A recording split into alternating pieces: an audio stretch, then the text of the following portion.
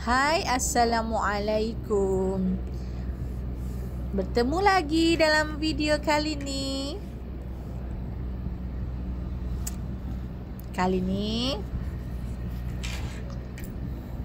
Kak Ti saja letak video ni sebagai kenangan. Nanti lepas ni Kak Ti akan tengok balik lah sebagai vlog aktiviti Kak Ti.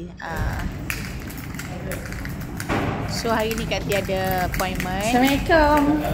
Jadinya ni antara location famous lah, sama ada Kak Ti buat appointment di sini ataupun yang terpaling famous lagi, biasanya Kak Ti akan ziarah klien Kak Ti yang warded lah. Ajarlah cara Lepas tu macam mana dah cara settle makan appointment, budu. so kita keluar Budu. sekejap. Kita nak Kita makan nasi lah sebab lapar dah. Kepala berbau, dah rasa mangga, banyak sangat angin. mempelam. Kita pun Ini serai, makan nasi dengan budu. serai This is serai. my favourite budu. Jadi kita So berbawel. budu saya kena ada Berbawel ni aksesori tujuannya yang tak berlebih-lebihan. Jarang Walau orang ada kita lain potong yang lah. suka budu makan macam ni Jadi ni kita yang bubuh. terpaling- Hari ni paling kita pun suka. tak puang. Kena banyak-banyak ulam Hmm. dalam budu, so jadi lengkap. Mangga lah. Siapa yang tak pernah cuba, memang awak akan rasa this is the right way how to eat budu.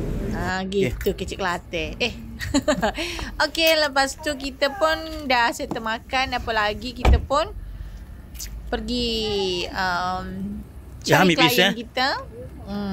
Mana-mana klien kita ada. So hari ni rasa macam nak jumpa dengan klien, lama dah tak tengok sebab klien kata dia pun tak berapa nak sihat. So Kak Ti suka datang sini sebabnya klien Kak Ti ni dia jenis suka pertanian. Nampak tak, tengok tu apa dia buat. Comelnya dulu. Jadi kita pun macam sejiwa lembu, lah. kau tengok lembu. So kalau tengok Lembu. macam apa ternakan, kita rasa macam seronok dan segar bugar.